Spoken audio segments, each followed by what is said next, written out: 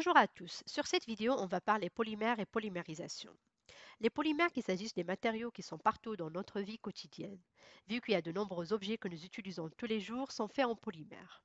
Ces polymères peuvent exister dans la nature, c'est ce qu'on appelle les polymères naturels, qui sont issus des règnes végétaux ou animaux, comme par exemple le cas du caoutchouc naturel, le cas des polysaccharides comme l'amidon ou la cellulose, ou le cas des protéines comme la soie et la laine.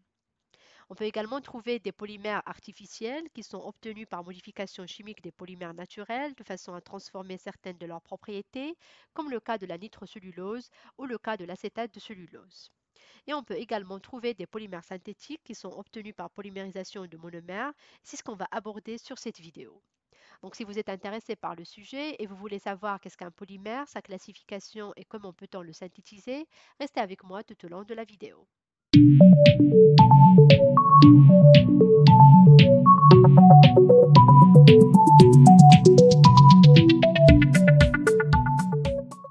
Le mot polymère est un mot qui vient du grec. Si on le décortique, on va avoir poly qui vient du polus, ça veut dire plusieurs, et mer qui vient du meros, ça veut dire partie. Le polymère est un matériau composé de macromolécules qui est une très grande molécule qui résulte de l'enchaînement covalent de motifs monomères. Ces motifs monomères sont accrochés les uns aux autres un peu comme les perles d'un collier. Ces motifs monomères présentent la plus petite unité dans la répétition constitue un polymère qui est caractérisé par son degré de polymérisation qui correspond au nombre de motifs monomères dans un polymère et par sa masse molaire qui possède un effet très important sur ses propriétés macroscopiques. L'enchaînement des motifs monomères peut se faire d'une façon linéaire. Dans ce cas-là, on va avoir des polymères simples, des polymères linéaires. Il peut présenter également des ramifications, soit d'une manière aléatoire, et donc dans ce cas-là, on va avoir des polymères ramifiés, ou d'une manière régulière, ce qui va correspondre à des dendrimères. Il peut également se présenter sous forme d'étoiles, ce qu'on appelle les polymères en étoiles, ou présenter des réticulations, ce qui va correspondre à des polymères réticulés. Voilà donc les différentes formes que peut prendre un polymère. Les polymères sont classés selon leurs propriétés physico-chimiques en trois grandes familles. On a les polymères thermoplastiques qui sont malléables quand ils sont chauffés, ce qui permet leur mise en forme de manière réversible. Ce type de polymère est constitué dans la plupart des cas des chaînes linéaires ou ramifiées, comme le cas du nylon 6,6 qui est très utilisé en industrie du textile.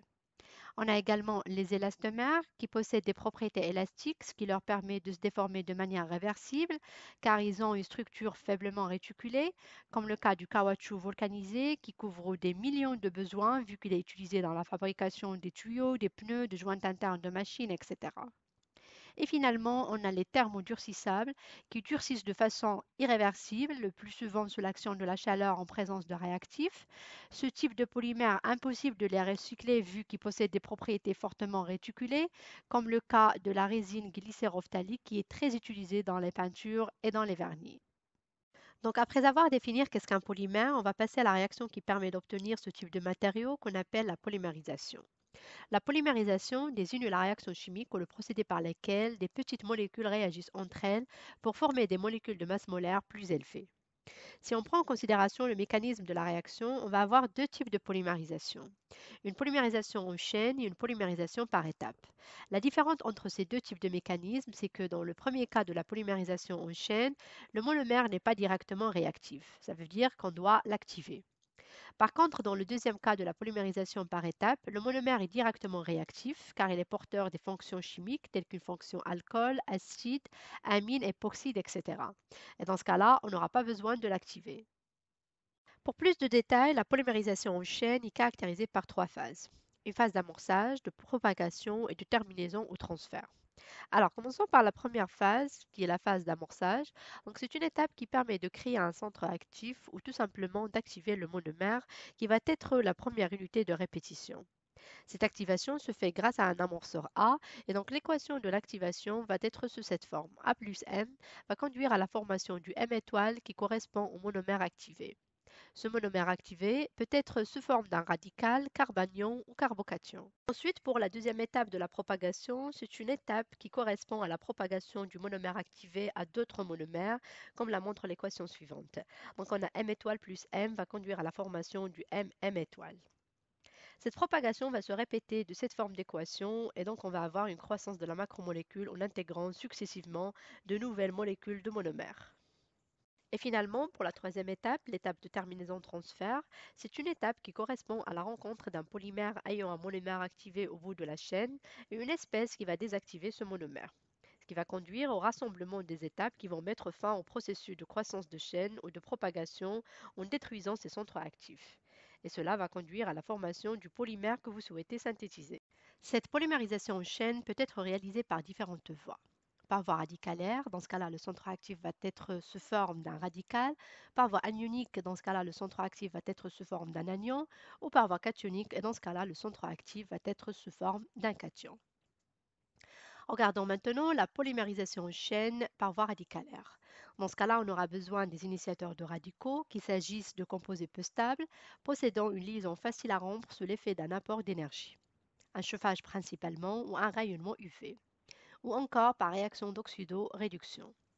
Parmi ces initiateurs de radicaux, on utilise le plus souvent des peroxydes, comme par exemple le peroxyde de benzoyle, ou encore des dérivés azoïques, comme par exemple la IBN. Prenons l'exemple de la polymérisation en chaîne du styrène en utilisant le peroxyde de benzoyle comme un exemple d'amorceur ou ce qu'on appelle l'initiateur de radicaux. Alors la première phase d'amorçage, comme vous le remarquez, comporte deux étapes. La première correspond à la création d'un radical Phi- à partir du peroxyde de benzoyle, tout en appliquant là-dessus une température de 50 degrés Celsius qui est largement suffisante pour la rupture de ces liaisons. Ce radical Phi- va ensuite s'additionner sur une molécule de monomère, qu'il s'agit du styrène dans ce cas-là, pour former le premier centre actif correspondant. Ensuite, pour la deuxième phase de propagation, on va avoir le premier centre actif formé lors de la première phase qui va s'additionner sur une molécule de monomère de styrène, conduisant à la formation d'un nouveau centre actif qui va à son tour s'additionner sur un nouveau monomère de styrène, ainsi de suite. Et donc, on va avoir une croissance de la macromolécule par intégration successive de nouvelles molécules de monomère, ce qui va créer systématiquement de nouveaux systèmes ou de nouveaux centres actifs sous forme de macromolécules. Et finalement, pour la dernière phase de terminaison, on va avoir les centres actifs des macromolécules formées de la deuxième phase qui vont réagir ensemble pour former le polymère correspondant. Ensuite, pour le deuxième cas de la polymérisation en chaîne par voie anionique, le centre actif est sous forme d'un carbanion qui va être formé en présence d'une base forte nucléophile telle qu'un amidure, alcoolate ou organolithien, qui va jouer le rôle d'un amorceur dans ce type de mécanisme. Et donc, on va avoir dans la première phase d'amorçage qui va être composée d'une seule étape, l'amorceur A qui va réagir avec le monomère M, conduisant à la formation du premier centre actif AM-. Ensuite, dans la deuxième phase de la propagation, on va avoir ce premier centre actif AM- qui va réagir avec une nouvelle molécule de monomère M, conduisant à la formation d'un nouveau centre actif AM2-.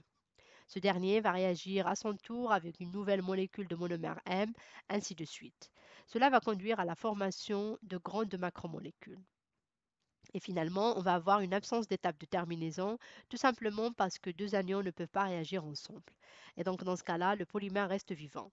Ça veut dire qu'on va avoir une croissance en continu et une absorption de monomères jusqu'à épuisement.